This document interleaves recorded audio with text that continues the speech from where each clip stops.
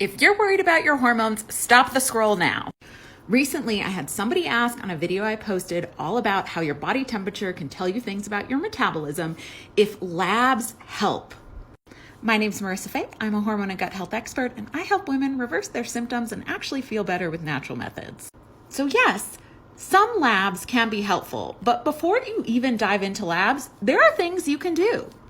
I teach my clients and students a 5-step method that helps to resolve a lot of issues.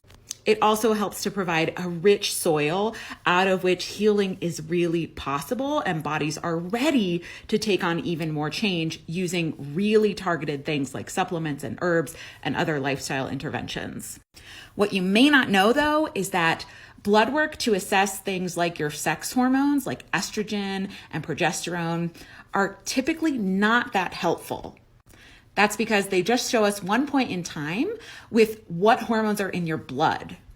We want to know how your tissues and organs are using them.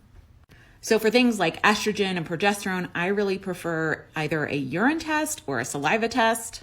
But for something like your thyroid, a full comprehensive thyroid panel, which is what I run on my clients, or even a full comprehensive blood work panel that includes thyroid, because thyroid is often just like the first to complain. There's usually other things going on, and we can see that often in trends on blood work when you're interpreting that from a functional standpoint like I am.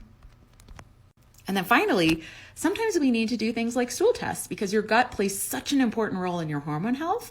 So if some of these things in my 5-step method are not really making the impact we expect them to make, then that's where something like these tests really can be so incredibly helpful. If you want to learn more about this 5-step method that I teach, I have a free masterclass coming up. You can grab a seat here. I'm actually going to be sharing about really common hormone imbalances and the associated symptoms so you can understand which ones you might have. And then I will be going over what is my 5-step method so you can hear that coming up in this masterclass.